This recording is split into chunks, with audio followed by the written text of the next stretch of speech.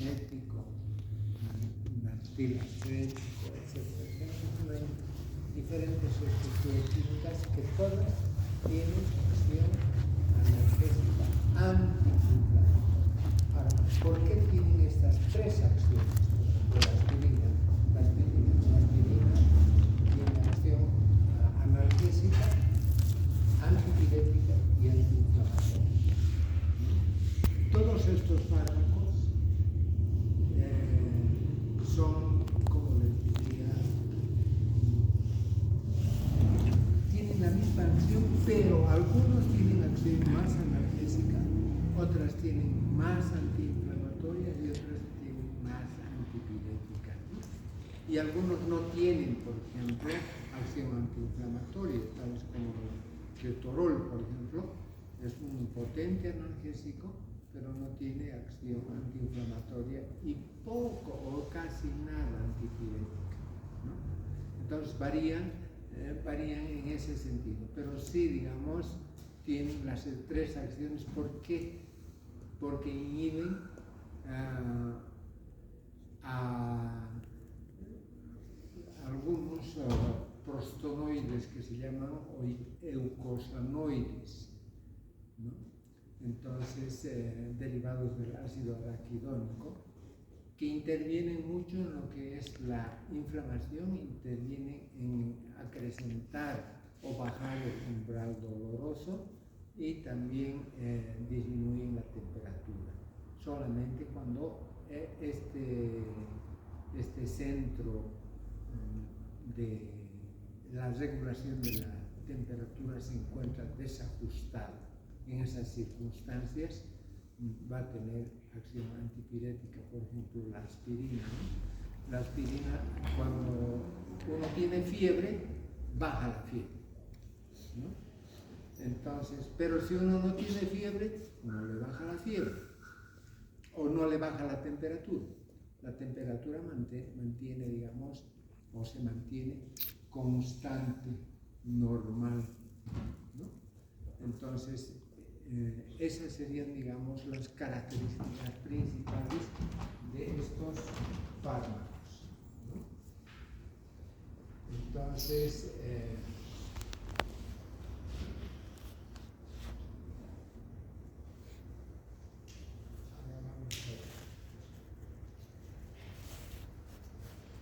tenemos diferentes tipos de lesiones que van a causar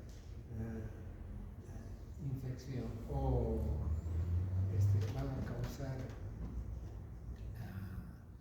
fiebre, van a causar dolor, ¿no? Y inflamación. ¿Cuáles serían estas? Primero, las infecciones. Cuando hay ataque bacteriano, la respuesta es de dos tipos, ¿no? Se inflama el sitio de la agresión bacteriana y se produce la inflamación y también se produce dolor. Estos microorganismos, sobre todo, van a producir temperatura, ¿no? Porque activan a los pirógenos endógenos, ¿no? Ahora, tenemos diferentes, a nivel bucal, ¿no? Orígenes de esta infección, que puede ser la caries, ¿no? Lesiones de tipo traumática. Cuando nos golpean, se produce inflamación, ¿no? Entonces, estas lesiones traumáticas pueden ser, digamos, producto de una terapéutica. O sea, cuando hacemos una intervención quirúrgica, la cara se hincha, cuando esta exodosia es muy difícil, entonces se produce una serie de traumas, ¿no?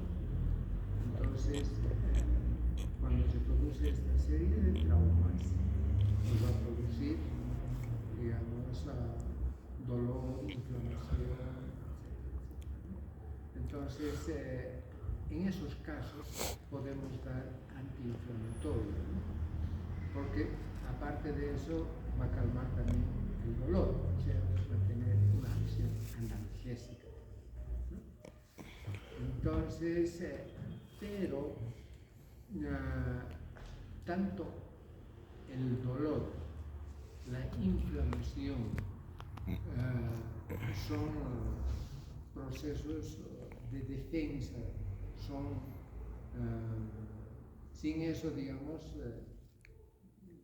el organismo se vería demasiado expuesto. Si no hubiera dolor, no hubiera inflamación, no hubiera temperatura. Son tres mecanismos de defensa del organismo.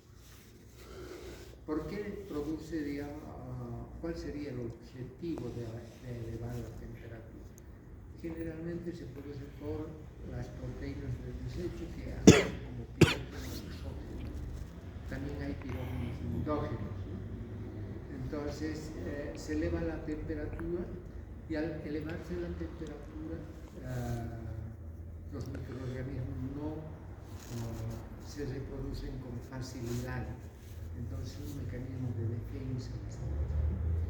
Ahora, el dolor siempre nos va a alertar que algo anda mal. Si hay dolor de muelas, el que quiere decir que hay una caries muy profunda que hay que curar, ¿no? Entonces que hay una infección, va a doler, se va a inflamar, ¿no? Va a dar fiebre. Entonces hemos indicado para qué sirve la fiebre. Ahora, la inflamación es un mecanismo de defensa también del organismo, porque a través de esto van a llevar todos los mecanismos de defensa del organismo hacia el sitio de la agresión. Puede ser química, bacteriana o traumática. Van al sitio de la inflamación. Hemos indicado tres cosas, ¿no? Uno, la inflamación, nos falta el dolor, ¿no? Hemos dicho la fiebre y el dolor, les digo que es un sistema de alerta que anda mal. Si tenemos dolor a nivel del vientre, digamos, entonces quiere decir que hay una infección intestinal, hay un problema hepático, duele mucho, se obstruye, etcétera, etcétera, y tenemos que hacernos una cirugía, etcétera. Entonces tenemos ese tipo de causas, ¿no? Traumática. Lesiones autoinmunes también puede producir inflamación. Por ejemplo, en la artritis, ¿qué pasa? Se inflaman las articulaciones. ¿Por qué se inflaman las articulaciones? Porque es una enfermedad autoinmune y nosotros combatimos a las proteínas que existen en las articulaciones, que se parecen mucho a las proteínas que se producen o que producen como producto del metabolismo y de su estructura de las bacterias, sobre todo las bacterias gram positivas, los estafilococos, los streptococcus, etc. Producen toxinas y para eliminar esas toxinas y esas proteínas se dispara el sistema inmunológico. Y las articulaciones tienen mucha similitud, esas proteínas, con las proteínas que tenemos en las articulaciones.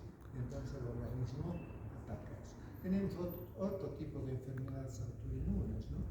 La hepatitis, por ejemplo, un tipo de hepatitis que nos va a causar incluso cirrosis autoinmune.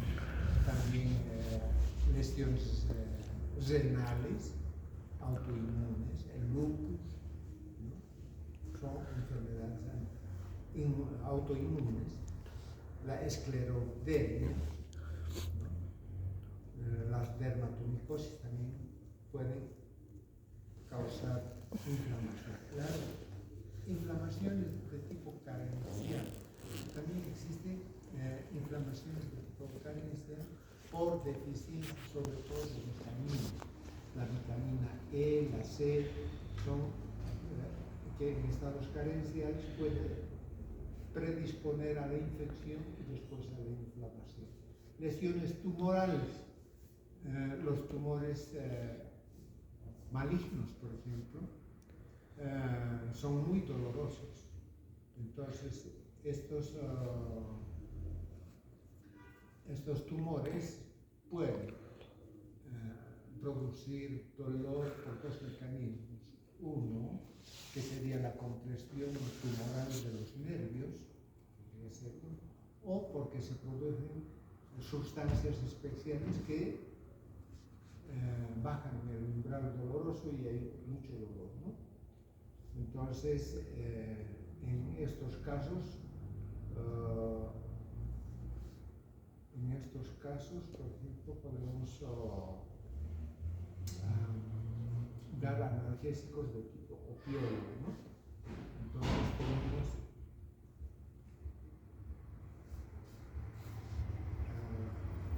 tenemos estas tres acciones.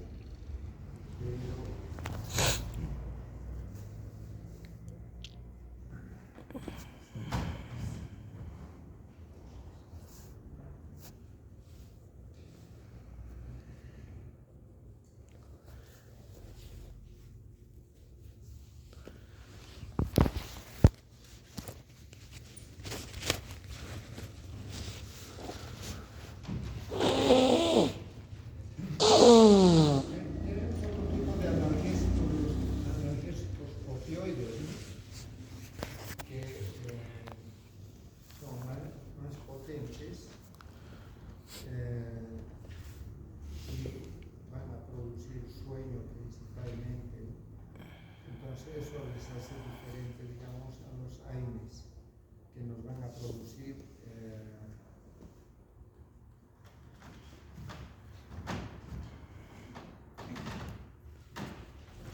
una disminución de dolor. Los analgésicos opioides son analgésicos del 100%. O sea, ¿qué significa esto? Los analgésicos opioides, ¿qué significaría? ¿Ah? El 100%. Que no existe estímulo capaz de producir dolor. O sea, es un analgésico total. Entonces, por eso en el cáncer, por ejemplo, que les decía, produce un dolor tan intenso, inaguantable, y por eso damos morfina como tratamiento, o ribavirin de la morfina. Entonces, es el único medicamento que nos va a calmar el dolor, ¿no? Entonces, pero tiene una característica o una diferencia con los AINES, ¿no?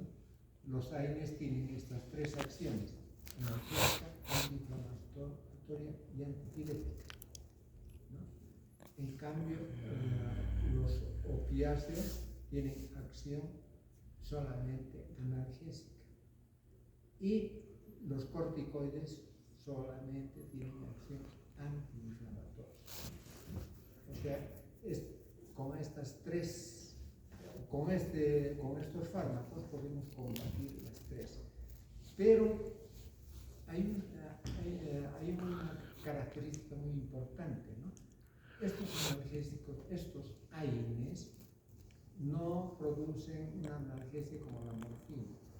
O sea, no calman totalmente el dolor como la morfina.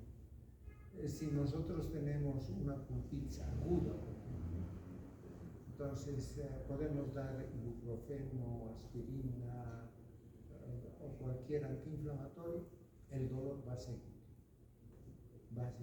No es un analgésico del 100%, solamente eleva el umbral doloroso un 30%. Los AINES, o mejor dicho, los opiáceos, producen una analgesia total del 100%, ¿no? Esa es una diferencia. Otra diferencia con los opiáceos es que producir que se llama toxicomanía, porque estos analgésicos producen cierto grado de euforia, sueño, disminuye, digamos, la ansiedad, la atención. Es por eso que uno llega a acostumbrarse a estos fármacos. Entonces va a producir adicción. Son adictivas. En cambio, los AINES podría de alguna manera, pero es mínima, ¿no? La posibilidad de producirnos, digamos, drogadicción, una toxicomanía, una adicción. Puede haber, digamos, hasta cierto grado una especie de adaptación del organismo a estos AINES, pero no es como la morfina. La morfina sí es adictiva 100%. Entonces, a ver, los AINES podemos utilizar en inflamación, en las cefaleas, artralgias, dolores moderados. En cambio, los opioides podemos dar en dolores muy intensos, viscerales, digamos, muy demasiado fuertes, ¿no? Entonces, los AINES les he dicho que tienen tres acciones: analgésica, antipirética y antiinflamatoria, ¿no? Entonces, estos otros fármacos nos van a producir sueño, nos va a dar adicción y tolerancia. Por ejemplo, tenemos una dosis en un abstemio de 60 miligramos, por ejemplo, nos da una analgesia total. 100 miligramos ya nos da un efecto más o menos tóxico. 200 miligramos es mortal para un abstemio, pero para un morfinómeno consumen hasta 2 gramos y no les pasa nada. Pero que se mueren por sobredosis porque la acción que buscan y la dosis están muy se sobrecontrapasaron la dosis tóxica, ¿no? Pero existe una rápida adaptación del organismo a la presencia de los fármacos y cada vez que uno quiere, digamos, tener ciertas sensaciones, pues cada vez tiene que ir aumentando, ¿no? Es una característica también de la farmacodependencia que se llama. Ahora vamos a hablar sobre las generalidades.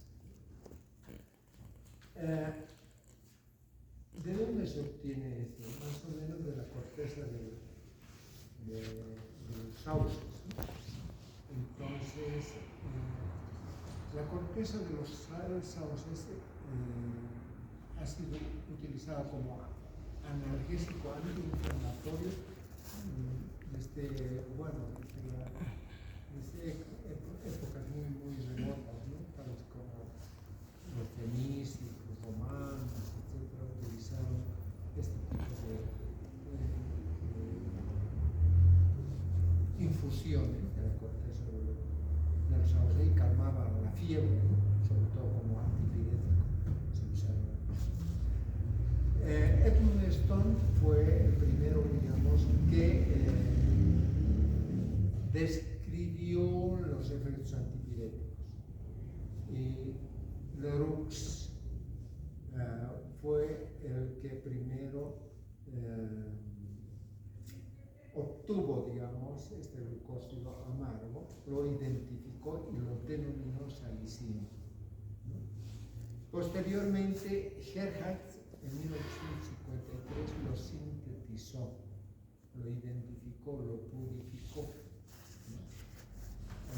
Y en 1899 se apoderó la Bayer y le dio el nombre comercial de aspirina, la forma que conocemos actualmente. Entonces, tenemos eso en cuanto a la historiación, ¿no? Entonces,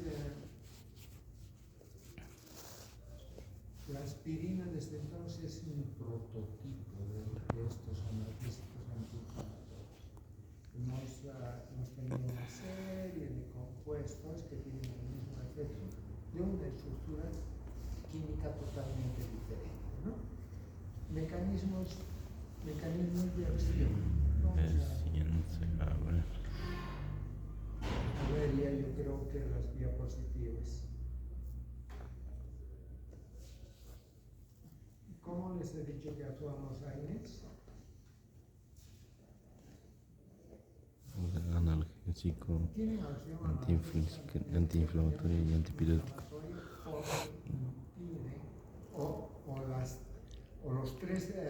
Las tres acciones que son de defensa son producidas por las prostaglandinas y leucotrienos, ¿no? Entonces,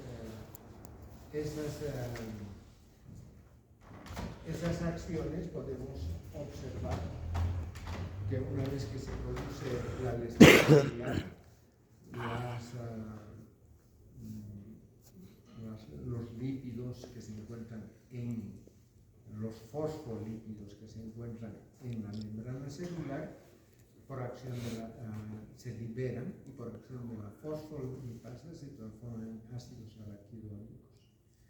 Sobre estos ácidos araquidónicos actúan las ciclooxigenasas y las lipooxigenasas, ¿no? Entonces, las ciclooxigenasas transforman estos ácidos araquidónicos en prostaglandinas, ¿no? Leucotrienos y también lipooxigenasas, prostaglandinas y también tromboscanos. La ciclooxigenasa, la lipooxigenasa transforma estos ácidos araquidónicos en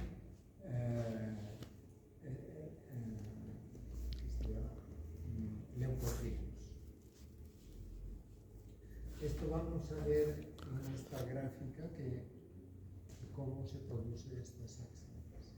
Pero lamentablemente ya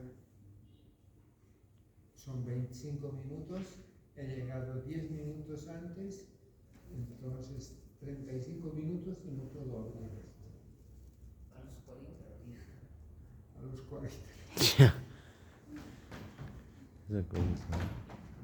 Si esperaría que funcione esto, llevaríamos una clase de cuánto, de 15 minutos. Un 14%.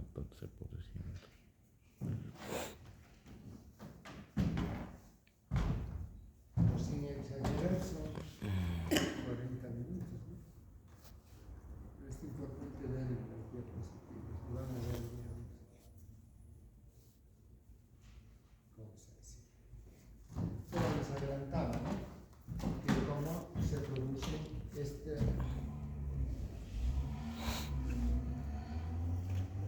los fosfolípidos por acción de la fosfolipasa A, que transforman en ácidos araquidónicos. Aquí tienen.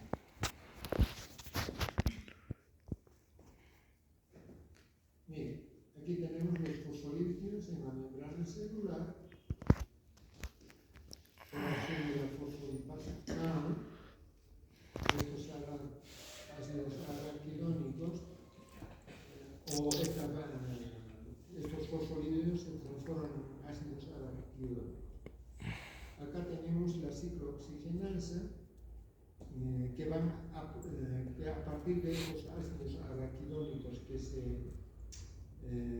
se forman prostaglandinas especiales muy estables, la prostaglandina C2 y H2. Esta G no es G, es C, C2H2. Y estas prostaglandinas, por acción de la ciclooxigenasa que actúan sobre los ácidos araquidónicos, les decía que se transforman en prostaciclinas, prostaglandinas y tromboscanos. La lipooxigenasa actúa sobre la 5-HPE que signifique peróxido, y esta nos va a producir los leucotrienos 4 por acción del glutatión S transferasa. Se añaden sulfidrilos y se van a producir los leucotrienos B4C, 4B, 4I, 4. Entonces, la A4 es el precursor de todos los leucotrienos, que estas, por acción del glutatión S transferasa, se van a transformar en leucotrienos desde la B hasta la E4, ¿no? Ahora, esta fosfolipasa se va a producir a partir de la liberación de estos fosfolípidos, en las cuales existe proteína G reguladora que más el calcio nos va a producir los isoprostanos, nos va a transformar en estos elementos muy importantes en la acción, digamos, en acrecentar el dolor, en acrecentar el grado leucocitario de todos los elementos del sitio de la inflamación al sitio de la agresión, y va a producir éxtasis venoso, vasodilatación, etc., ¿no? Entonces, van a producir, digamos, alteraciones de tipo, digamos, inmunológico, ¿no? Ahí vienen los sistemas de defensa. Ahora, ¿por qué estos fármacos no producen una acción analgésica del 100%? Porque intervienen otro tipo de elementos que no son, digamos, parte de los fosfolípidos, que se llaman isoprostanos. Entonces, estos isoprostanos son los que van a intervenir también, igual que los glucosanoides, estos procesos de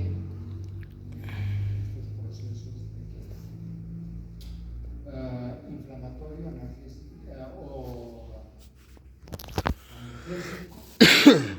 y después inflamatorio, ¿no? O sea, en todo el sistema, digamos, por los cuales, digamos, se va a producir la inflamación. Es decir, la inflamación es una reacción, un efecto, digamos, de protección. No siempre es necesario, digamos, dar antiinflamatorio. Por ejemplo, si vamos a producir una inflamación después de una cirugía, mucha gente da por los antiinflamatorios por su acción antiinflamatoria. Entonces, no es importante. Lógicamente que es importante que calme el dolor, porque no vamos a querer que el paciente sufra de dolor, ¿no? Pero al calmar el dolor también estamos produciendo acción antiinflamatoria. Tenemos dos tipos de ciclooxigenasa. O sea, tenemos la ciclooxigenasa 1 y la ciclooxigenasa 2. La ciclooxigenasa interviene en el equilibrio del organismo, sobre todo actúa para una función normal plaquetaria de lo que es la coagulación, las funciones renales, protección de la mucosa gástrica, entonces, y la diferenciación de los macrófagos. En cambio, la COX-2 se asocia con los procesos inflamatorios de crecimiento celular, fiebre, dolor y proliferación celular, que tienen acá esta descripción, ¿no? Acá. Es la COX-1 y la COX-2. Entonces, cuando inhibimos la COX-1, todos estos analgésicos antipiréticos nos van a producir úlceras gastroduodenales, desde gastritis hasta úlceras, porque estamos inhibiendo la COX-1. En cambio, la COX-2, cuando hablamos fármacos que van a inhibir a la COX-2, como los COX, entonces no van a producir este efecto colateral de gastritis y úlceras, porque no se inhibe la COX-1, que tiene acción protectora de la glucosa grande, acción protectora de la función renal, ¿no? Entonces es importante por eso muchas veces dar inhibidores de la ciclooxigenasa 2. En cambio, la aspirina, que es un inhibidor de la COX-1, sí nos va a dar estos problemas, ¿no? Problemas renales, problemas gástricos, úlceras, etc. Aparte de que es ácido, ¿no? Es ácido acetilsalicílico, más la acidez del estómago nos va a producir que acidez, aumento de la acidez. Aquí tenemos otro gráfico de fosfolípidos, acción de la fosfolipasa por acción de la fosfolipasa A, estos fosfolípidos se transforman en ácidos araquidónicos. Aquí tenemos la ciclooxigenasa que nos va a dar los diferentes o las diferentes prostaglandinas. Estas dos prostaglandinas, la C2 y la H2, son muy inestables, pero por acción de la prostaglandina sintetasa nos va a producir estos diferentes o estas diferentes prostaglandinas, ¿no? Por acción de la ciclooxigenasa se va a producir lo que aquí tenemos, por ejemplo, una gráfica que es lo mismo casi, los fosfolípidos de la membrana, ¿no? Por acción de la fosfolipasa A. Aquí, los corticoides intervienen en la inhibición de la fosfolipasa. Por eso es una acción muy potente. A este nivel actúan los glucocorticoides. En cambio, los ¿qué se llama? Los AINES actúan a un nivel inferior y inhiben a la ciclooxigenasa para la transformación de los ácidos araquidónicos en prostaglandinas, ¿no? Aquí tenemos la COX-1, la COX-2, que intervienen en las diferentes síntesis, ¿no?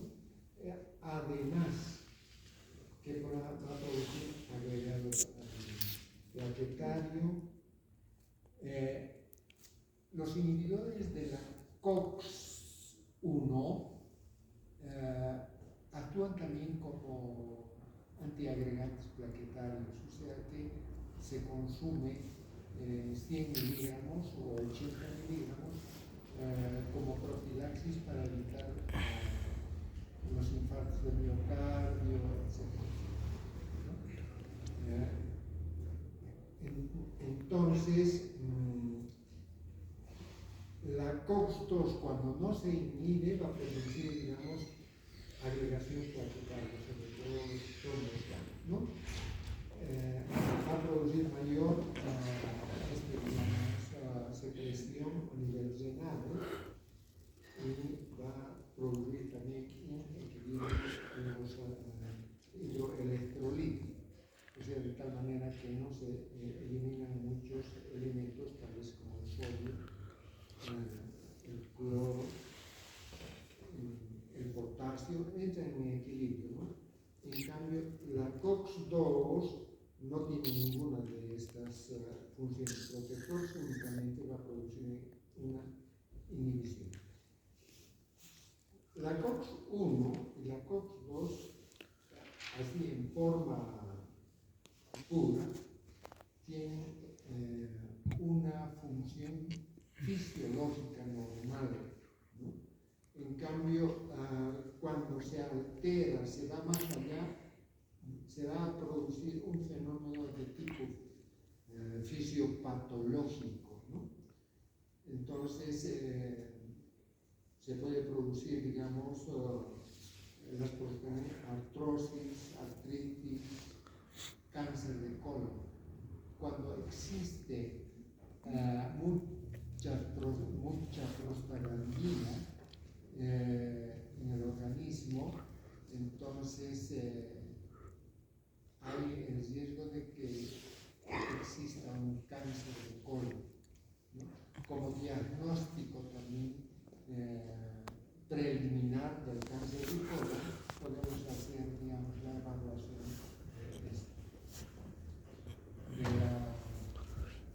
de la presencia de estos fármacos. Los AINES se unen a la COX-1 en tres formas. Uno es reversible, la 2 es una unión rápida, de baja actividad, lentamente reversible.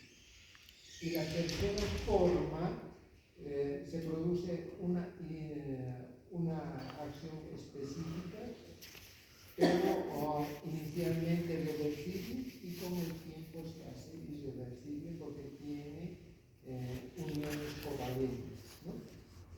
Ahora, en cuanto a los mecanismos de la acción inflamatoria, podemos indicar primero que tenemos tres tipos de inflamación. La inflamación aguda, la subaguda y la crónica. La aguda es la inflamación inmediata, por eso es aguda, ¿no? Generalmente en este proceso, o en la fase aguda, hay edema, aumento de la permeabilidad capilar, éstasis venosa. En la fase subaguda existe migración de elementos de la sangre hacia el sitio de la inflamación. Aquí tenemos el daño celular con la moxa. Entonces, este daño celular va a producir primero vasodilatación, y esta vasodilatación va a permitir la migración de los elementos que van a ir hacia el sitio de la inflamación. Ahora, este tejido dañado puede producir, digamos, liberación de mastocitos, histamina, bradicinina, que todos van a permitir, digamos, que exista una migración hacia el sitio de la inflamación. Y la fase crónica ya es exudativa, degenerativa, proliferativa. Por ejemplo, los artríticos se deforman por proliferación, ¿no? Debido a ver los artríticos, hay nódulos en las articulaciones y se hinchan, ¿verdad? Entonces, es proliferativa y degenerativa, ¿no? De carácter deformante. Entonces, ahora, ¿qué se produce? Primero, tenemos acá, digamos, los macrófagos, los neutrófilos y los linfocitos acá.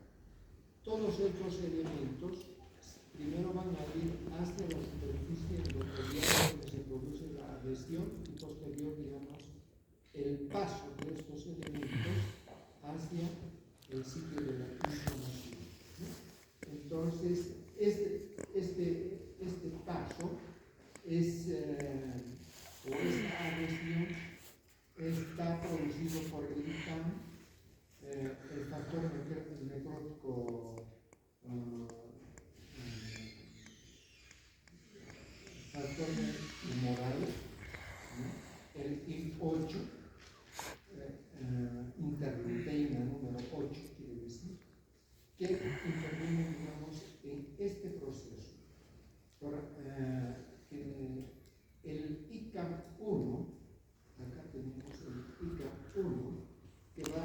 permitir el paso de los macrófagos. El BCAM, que quiere decir vascular, de los fagocitos y los linfocitos, el LFA1, que permite el pasaje de los linfocitos hacia el sitio de la inflamación.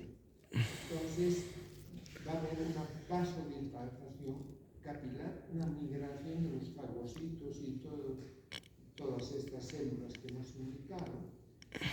Y estos a su vez, digamos, los mastocitos van a producir liberación de prostaglandinas, leucotrienas, histaminas. Estos van a producir la quimiotaxis. Acá estos elementos van a producir quimiotaxis que hacen que estos elementos de protección de defensa del organismo vayan al sitio de la agresión. Entonces también se va a producir, digamos, brancilina y prostaglandinas que van a producir inflamación y fiebre, están viniendo y van a producir, digamos, migración de leucocitos, van a producir mayor extravasión de líquidos, por eso esto se eleva. Ahora vamos a hablar del dolor. Aquí hemos hablado de la inflamación, los mecanismos de la inflamación. Ahora vamos a hablar de la lesión o del dolor. Aquí esto es lo mismo. Aquí es daño celular, aquí es daño celular. Aquí tenemos diferentes mediadores químicos que productos de los neutrófilos, macrófilos, ¿no? Los mastocitos, la regranulación de los mastocitos que van a producir diferentes elementos químicos, ¿no? Histamina, leucotriena, ¿no? Factor tumoral, el PAF, factor prostanoides, entonces todos estos van a ir hacia la terminación nerviosa. Estos elementos a nivel del nocioreceptor, o sea, receptor del dolor, se va a producir un proceso químico, pero a su vez que estas señales que son químicas van a producir la transducción en señales nocioreceptivas o señales de dolor. O sea, todas estas se van a transformar en impulsos nerviosos que van a ir hacia la médula espinal y de ahí al cerebro, donde se va a procesar estos estímulos como dolor, ¿no? Entonces, lógicamente que estamos hablando únicamente del dolor inflamatorio. Entonces, está claro, es daño celular, existen, digamos, activación de los mastocitos macrófagos y neutrófilos que van a producir diferentes mediadores químicos que van a ir a los receptores específicos donde se va a producir posteriormente la traducción en señales nociceptivas que son señales de dolor, ¿no? Entonces, ahora, ¿cuál es el mecanismo de la acción analgésica? Entonces, estos elementos que acrecientan la capacidad de estos receptores, entonces, que son las prostaglandinas, al inhibir la síntesis de las prostaglandinas, también se inhiben, digamos, a todos estos elementos químicos, a productos de la degranulación de los mastocitos, después de los neutrófilos y macrófagos que van a producir histamina. Todo esto se inhibe y se impide también, ¿no?, al nocioreceptor en esta unión, ¿no? Entonces, ahí tenemos la acción antiinflamatoria, analgésica, bueno, antipirética no hemos hablado todavía. No, aquí ya vamos a hablar de la acción antipirética. Bien. La acción antipirética, la acción pirética, ¿por qué se produce? Nosotros tenemos el centro termorregulador que se encuentra en el hipotálamo, en el lóbulo anterior, ¿no? Entonces, este centro termorregulador funciona por la presencia de pirógenos endógenos o exógenos cuando va a producir fiebre. Este centro termorregulador normalmente funciona manteniendo la temperatura en forma constante. ¿Cuál es la temperatura constante? 38. 36.9, 36.2, 36.8. Entonces, cuando existe frío, entonces se dispara un mecanismo de protección, de mantenimiento de la temperatura, como trata el organismo de mantener la temperatura, produciendo vasoconstricción y no exponiendo hacia la superficie la sangre, ¿no? O sea, hacia su interna. Hay una vasoconstricción periférica, por eso que las personas que sienten mucho frío, digo, está azul de frío, dicen, ¿no? Entonces, cuando existe calor, ¿qué pasa? Hay vasodilatación, la sangre va a la periferia para tratar de perder calor, ¿no? En los animales, por ejemplo, los elefantes, por ejemplo, la cerveza sirve como sistema de refrigeración, como un radiador de auto. Entonces, en esa forma se regula la temperatura del organismo. Pero cuando existe algún fenómeno de tipo, una agresión, puede ser química, bacteriana o traumática, se liberan los pirógenos endógenos y también prostaglandinas. Estas prostaglandinas van hacia el centro termorregulador y va a elevar la temperatura, ¿no? Entonces, existe un desajuste. Entonces, ¿qué hacen? Principalmente la aspirina, que solamente actúa cuando este resultado está desregulado. O sea, cuando existe fiebre, baja la temperatura. Cuando no existe fiebre, baja la temperatura. ¿De acuerdo? Entonces, ¿cuáles son estos elementos? Las citocinas, el 1, el 6, el interferón, el factor necrótico tumoral alfa y el beta, ¿no? que a su vez aumenta el AMPC, el adenosín monofosfato ciclasa. Al aumentar esto también hace más sensible el centro termorregulador, ¿no?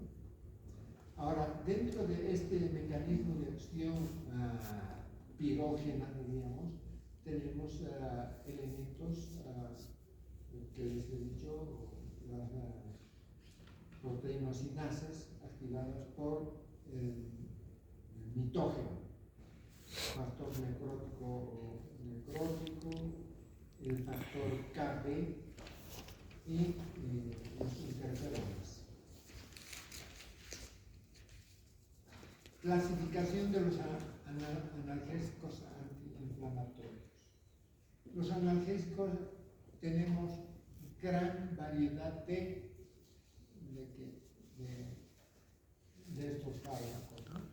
Los primeros, vamos a ver, son los derivados del ácido salicílico, derivados del parabenofeno, derivados de las fibras el ácido acético, que tenemos diferentes subproductos, tales como los indolacéticos, pisolacéticos, fenilacéticos, naftilacéticos, derivados del ácido enólico, derivados antramínicos, inhibidores selectivos de la COX-2, ¿no? Las sulfoanilinas, los indolacéticos, los metasinos sobre todo, el COP, y los AINES liberadores de ácido nítrico, los nitrobutylésteres y los otros derivados del ácido nicotínico. Esa es la clasificación, diríamos, de todos los analgésicos antiinflamatorios. Como ustedes verán, digamos, vamos a llevar todos estos fármacos uno por uno, sus acciones